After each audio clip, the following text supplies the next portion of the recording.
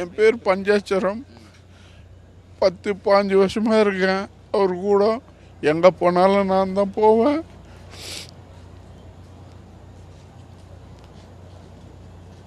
எங்கே லாங் போனாலும் நான் தான் இட்டுன்னு வந்து விடுவேன். எந்த மீட்டிங் போனாலும் நான் தான் கூட இருப்பேன். லாங் போனாலும் 4 மணிக்கெலாம், எந்த கன்னியாகுமரி போனால் கூட 4 மணிக்கு ஓடியாந்துடுவோம். என்ன பேசுறதுனே எனக்கு புரியல. என் பொண்ணுங்கெல்லாம் அவர் தான் கல்யாணம் பண்ணி வச்சார். எல்லாம் நல்லா பார்த்துக்கினாரு. என்ன பசியத்தா சொல்லிடுவார். ஆனால் பசி எடுக்குதுன்னா சொல்லுனா, ஏன்னா ஹோட்டலில் நிறுத்துனா சாப்பிட்ருன்னா அவரும் சாப்பிடுவார். பசின்னா போகிறோம், உயிரை விட்டுருவார்.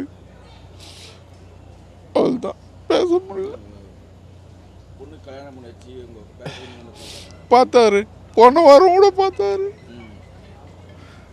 வீட்டுக்கு வந்து பொங்கல்லாம் சாப்பிட்டு தானே போன. ட்ரெஸ்ஸு, நிறைய ட்ரெஸ்ஸு கொடுத்தாரு.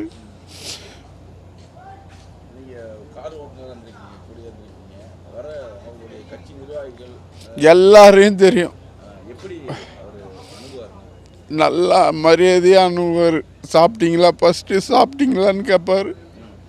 சாப்பிட வச்சு என்ன வேணும் ஏது வேணும்னு கேட்டு, ஸ்கூல் ஃபீஸ் வேணும்னா கூட அப்பயே கொடுத்து அனுப்புவார். இந்தாங்க ஃபீஸ் கட்டுங்க போயிட்டு. எல்லாம் நல்லா செய்வார்.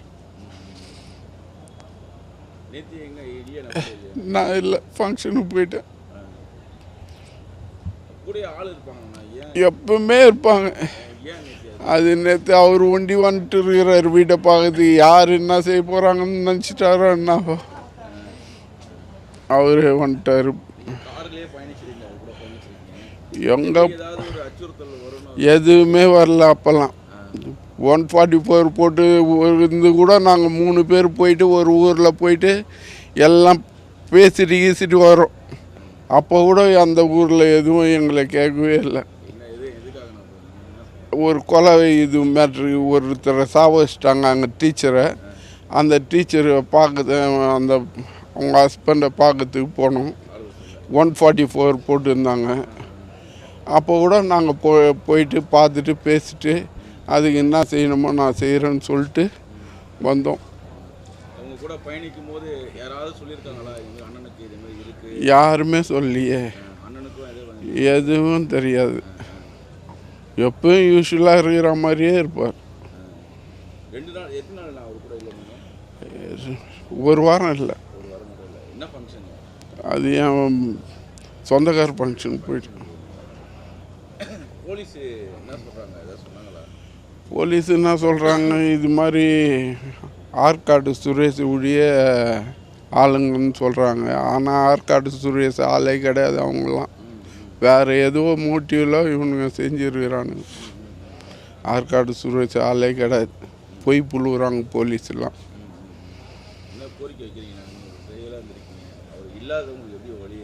ஐயோ, கடவுளே போன மாதிரி என் உயிரை போயிடுச்சு. என் உயிர் என் கையில் இல்லை.